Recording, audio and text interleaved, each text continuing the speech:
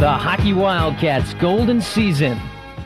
Northern Michigan University rolled through the greatest hockey season in school history in 1990-91, capturing the WCHA regular season and playoff titles, plus the granddaddy of them all in the NC2A Division I championship. We'll take you through the Cats' golden season from start to finish, highlighting some of the more memorable moments. In his 15th year as head coach of the NMU hockey program, Rick Comley knew he had the talent. It was just a matter of getting the team focused and ready for the season ahead. You know, it's funny, some years you really sit down and plot out, you know, this is our goal and goals we want to score, goals we want to give up, a lot of different areas. And I really felt right from day one with this group that goals weren't as significant, that it was a collected group who spent a lot of time together this summer that really were focused, and we talked, and, you know, I think we tried to relay the point that we knew we had a good hockey team, and it was a question of how dedicated they were going to be. I think our immediate goal, and it has been for several years, was to win the regular season championship. And then I've always believed if you can do that in the WCHA, you have a chance to be very successful. So I don't think we had goals past that. I just think that we knew that we had given up too many goals the year before.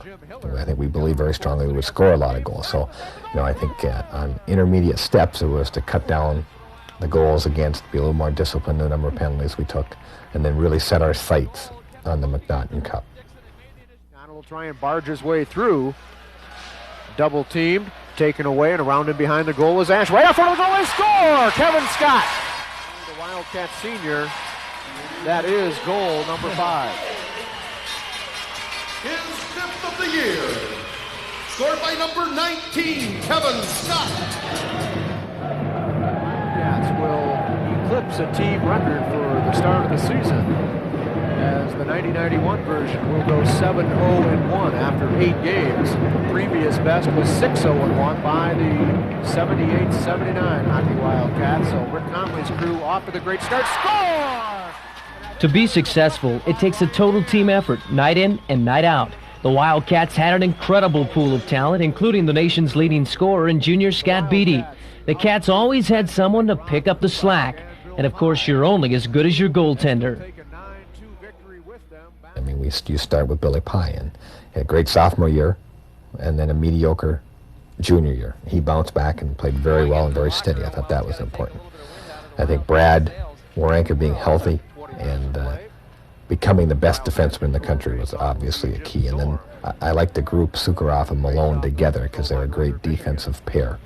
And then the freshman Garrett McDonald, I think, gave us a spark that we needed by giving us that 4th defenseman. And up front, we knew we would score goals. We knew we'd be balanced. I think Beatty obviously was a key. Jimmy Hiller was a great support player.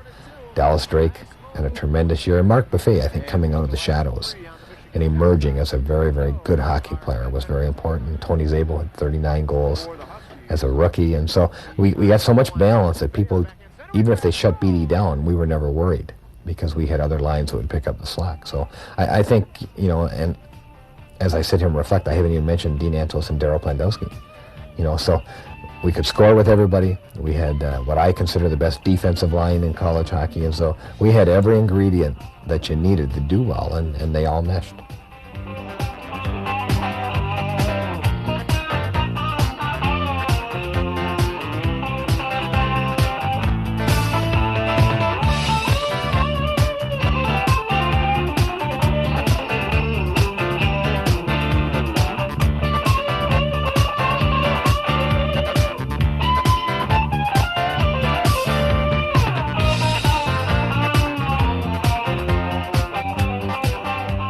After Christmas, the Wildcats kept the momentum building. The Ohio State Buckeyes came to town, and they saw the Cats explode for 18 goals in 2 games, 7 coming in 1 period alone. The streak was hot. Save, rebound, Lucy scored! That's going to cruise right in. Snaps one, score! Blast one, score! And I think you separate the two of them. The 26-game streak is really something. And to go the whole second half of the year and not lose against the type of competition we play, you know, I mean, that signifies obviously a great hockey team. The unbeaten streak, you know, kind of that one progresses, and that doesn't even this day have the impact. I think it served a purpose for us, but you know we have to do well in this building, and I think our opponents overplay how tough it is to play here. But obviously they don't like the trip. The crowd's right on top of them, and it's a fun atmosphere. I don't think I've ever seen Lakeview more fun than it was the whole second half of the year. So, you put those two ingredients together, then it creates the type of season that we had. But I guess if I were to rank the two of them, then I would take the 26-game unbeaten streak as the key, absolute key to the whole thing.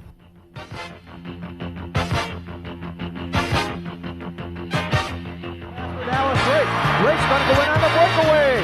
Right on, rebound, score! The third shorthanded goal of the season for Dallas Drake. After Dallas' 16th goal of the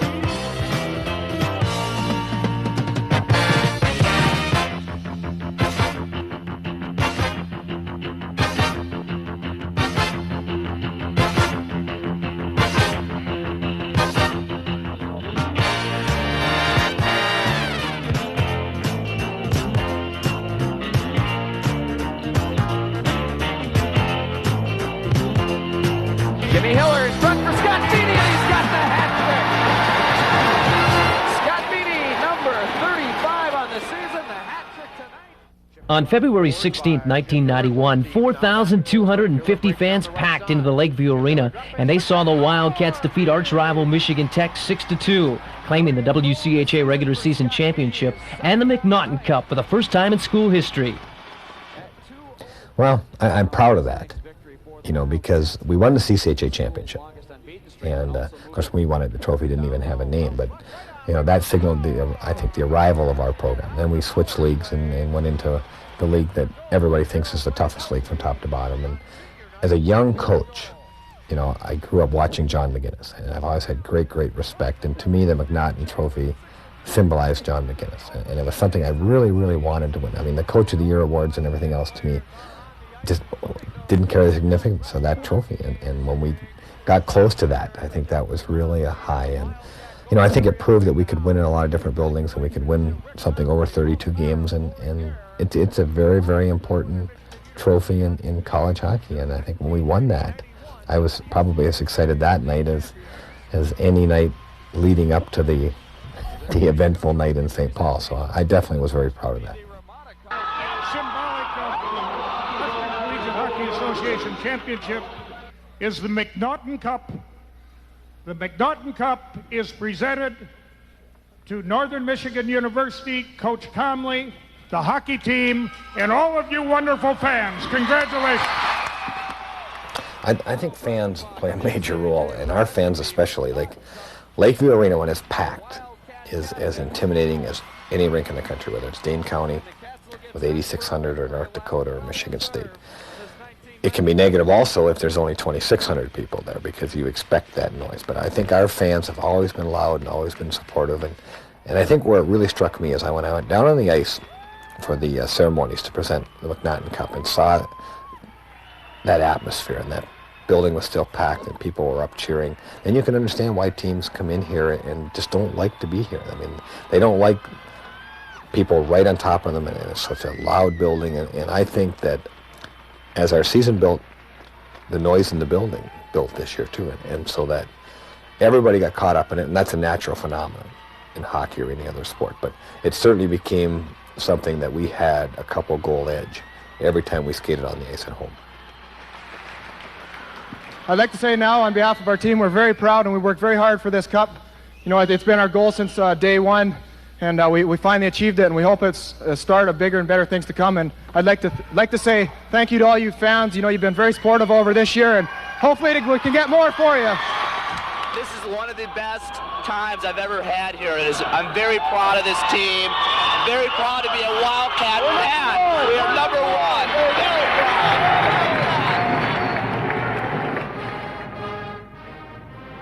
With the McNaughton Cup under their belts, the Cats still had some business to take care of. The final two regular season games were on the road in Madison, and the NCAA Division I playoffs are right around the corner. I think what stands out in my mind is the sequence leading up to it. We won the McNaughton Trophy. We basically had guaranteed an NCAA playoff berth. We went into Wisconsin prior to the WCHA playoffs and won 2 games down there when we really didn't have to. We come home against Colorado College and didn't have a great deal of difficulty there, and went on to St. Paul and North Dakota really came at us with everything they had, and we fell behind and fought back and won that game. And then Minnesota was very angry going into the championship game, knowing that these seeds had already been announced for the NCAA tournament. And, you know, I thought that was maybe the best game we'd been involved in all year, and our kids did what they had to do to win the game. And if they didn't win it, they were still probably going to do well because we had known the seeds prior to the game. So to me, that speaks volumes about the character of our hockey team and what the makeup was.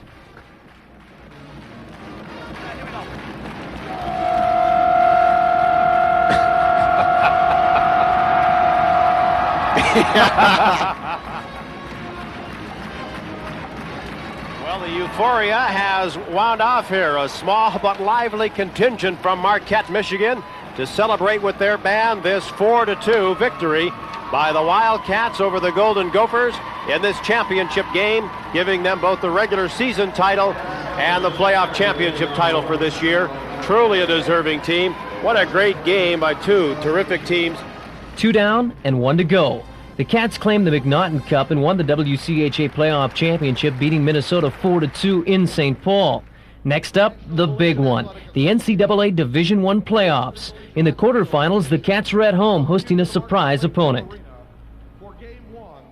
We had prepared for Boston College. We never dreamed that Alaska Anchorage would win that series. And I think it's great tribute to that program and to Bruce Christensen that he could upset them out there. And then we had to readjust our thinking and get our kids going. And I think the maturity of our team showed again. They could have taken Alaska Anchorage very lightly and got upset. But when we met in the locker room and I listened to the conversation from our seniors and from our captains, and I felt they were focused. So I thought that we would come out and play well. And I think they really believed, and they had themselves convinced that they had to have the right approach, and that if they didn't work hard, they would not win. And fortunately, that turned out to be true. Tries to get the shot off, and he scores. Dallas Drake is second to the... Slides it down in the corner, shot and score by Tony Szabo. What a setup. Dallas Drake down in the corner. Defense with Szabo takes a shot and scores. He got that one in the short side as he stepped around Scott Miller. Got in the game as it went on, got a 1-0 lead in the first, and that was okay. And then came out in the second and played very, very well for about half the period, and then let up a little, and they got back in it.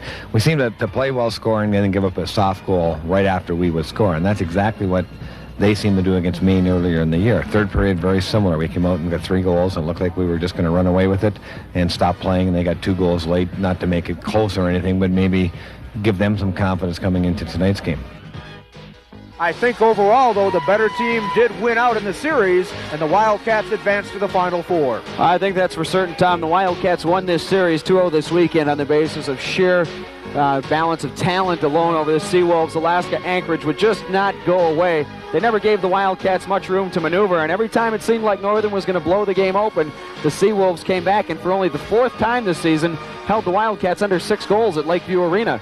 The Wildcats' home ice unbeaten streak continues, and it sets up the meeting in the semifinals.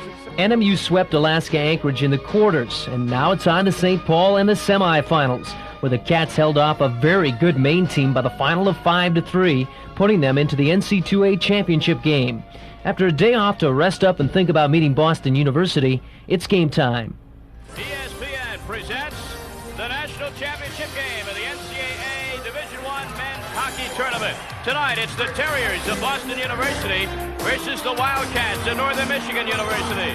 Live from the St. Paul Civic Center in St. Paul, Minnesota, the Wildcat fans from the Upper Peninsula of the state of Michigan and the Terrier fans from the Boston, Massachusetts. They were ready to play. Well, you didn't have to fire anybody up, or you didn't have to sit down and lecture anybody. You just had to get them to relax and use their talent. That was my only concern, is they wouldn't be too tight. I mean, they were ready, we were ready. It was just a very, very long day. I would much rather have played at 2 o'clock in the afternoon. The crowd is ready. We hope you're ready, too. This should be a great hockey game. The referee drops the puck, and Antos controls it with the skate. Warenka dumps it into the Boston University zone, and Bradley goes back to breaking in on goal. Well, we knew going in that BU started quickly. We talked about it, and we just had, we would love to get out of that first period 0-0, but they came out of the blocks, and you're always wondering, I think, how people are going to perform under pressure, and would Billy react well? And BU scored. They were up 3-0, and I think someone quoted us as saying, that we were close to panic at that time. I think, panic's the wrong word. I think there was definitely concern, but they hadn't dominated us. If they'd come out, and outshot us 15-2, and we're up 3-0, I think you'd really be wondering whether you belong there. But that wasn't the case, and I felt that if we could get the next goal, that we would be okay. And if they got the fourth, it might have been a very long night. So, while we were concerned, we just tried to keep them again. And I probably use the word focus more than any other word with this hockey team, but that's what they had. And I think that when they went in the locker room after the first, that while concern was there, panic certainly was not.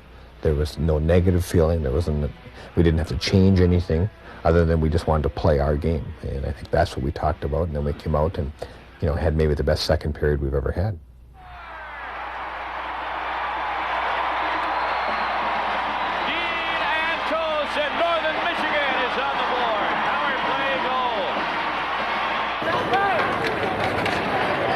Boy, Northern Michigan is just doing the job here in the second period. 5 unanswered goals. Antos on the power play. Buffet, Beatty for 2, and Klandowski at an even strength. Incredible comeback by Northern Michigan, jumping out front 5-3 over Boston University. 49 seconds. Was disallowed by Brad Wawrinka. The Wildcats have broken it wide open here.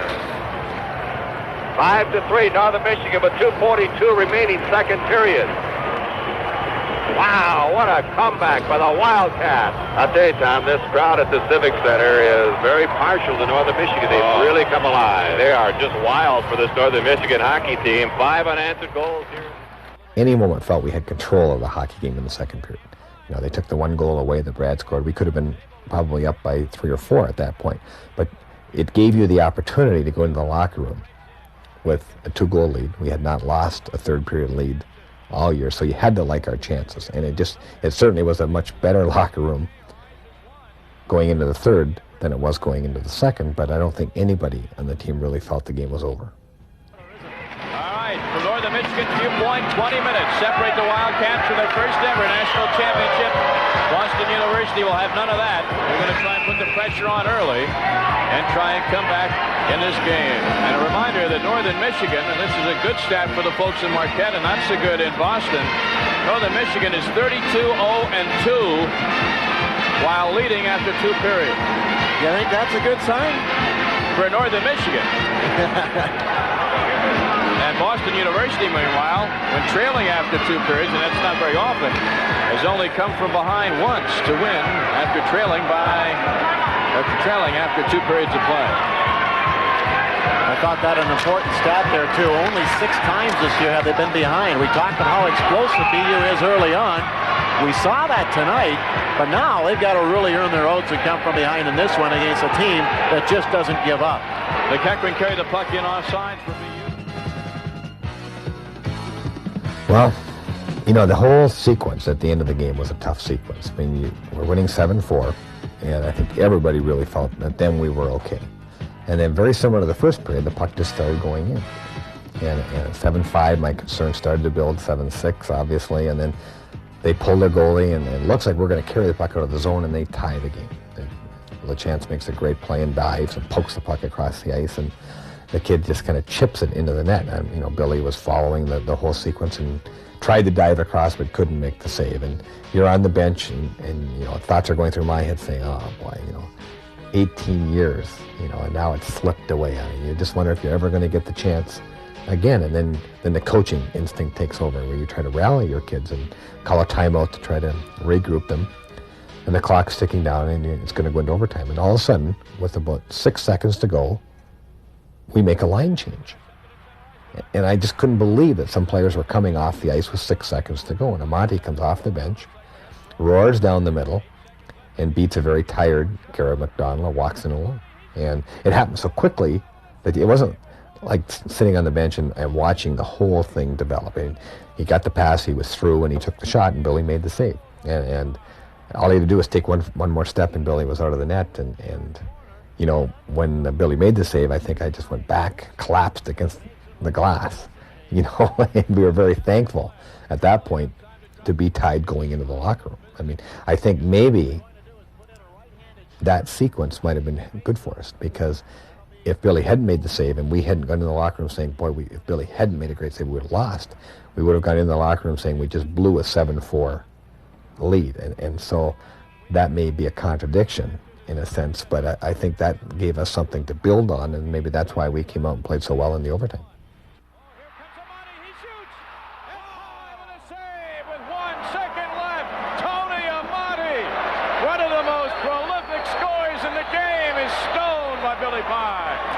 Well, you know, I think you're going into overtime, and the thing you're telling your kids in the locker room is go out to win this thing. You know, there's no such thing as a tie anymore, and don't be defensive. Let's go at them with our strength. And we came out in the first overtime and played great. But when the puck didn't go in, when we had 4 or 5 great chances that didn't go in, you're starting to think to yourself that they're going to come down and take one shot and score. So that every time we had the puck, you're leaning forward. Every time they had the puck, you're shrinking back on the bench a little bit. And went back and forth. I thought we had by far the greater scoring chances, but then, of course, the famous sequence developed where they come down off the wing, the left winger takes a shot and hits the post and bounces out behind Billy, and Billy can't see it, right to McEachran, who takes a shot. That was my impulse at that time, and it hits one post and slides across the goal crease. When I watched it back in slow motion, the puck was really jumping, and it was really a tough play for the kid. He did not have time to control the puck. But it did hit the post and slide across, and Billy jumped on it. And I think I'll never forget, you know, my head lowered, lifting my head up and looking and see Billy on the puck and Brad on the ice looking at the goal judge. And, you know, you are worried at that point whether they're going to count the goal. And I know my impulse, and this is a very true story, that when that puck hit the post and came out front, I took a step over the bench towards the door, because I thought there was no question that the kid would score. But they didn't score, and you're saying, oh wow, maybe that's the break that we need. You know, maybe, you know, we deserved to win the game. I thought we'd outplayed them, you know, for the most part to that point. Then after the next face-off, Zabel picks the puck up and goes down, takes a slap shot and hits the crossbar. And then you know everybody in the building knew at that point, not only was the game something special, but you just couldn't count on anything, and it was just put the seatbelts on and see what happens.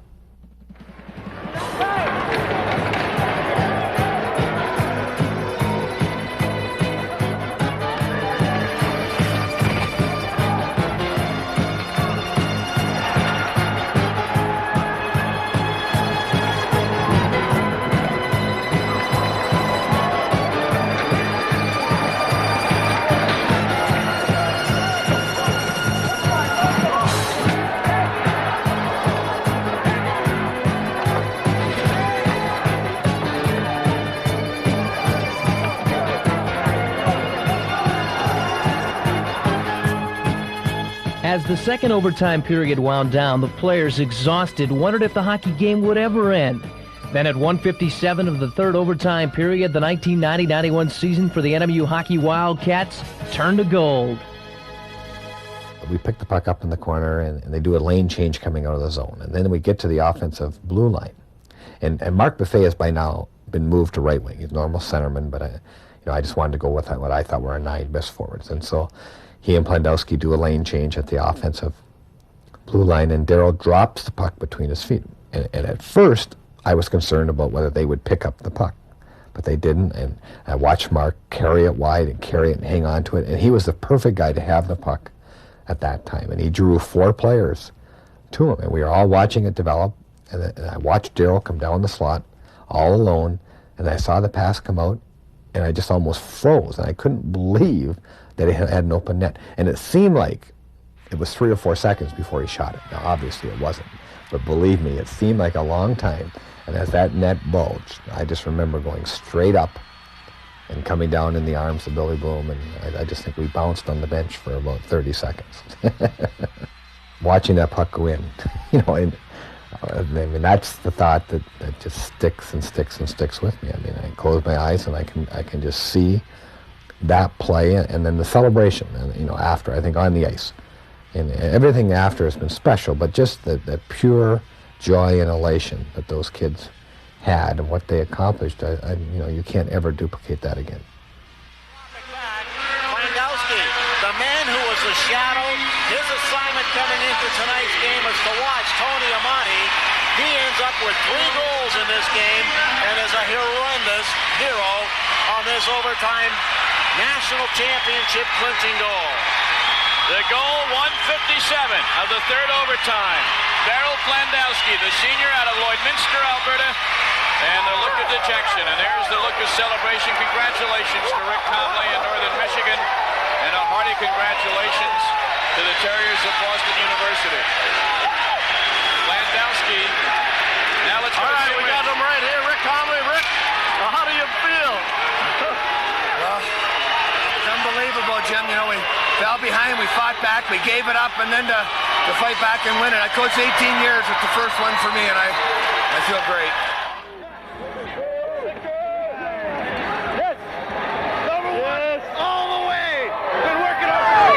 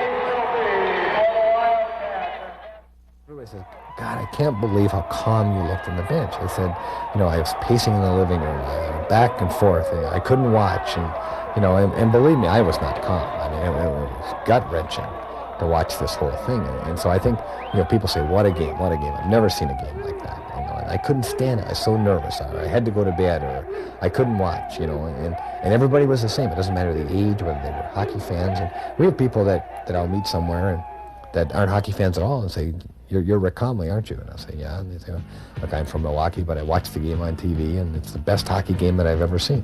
So I think it was great for the sport.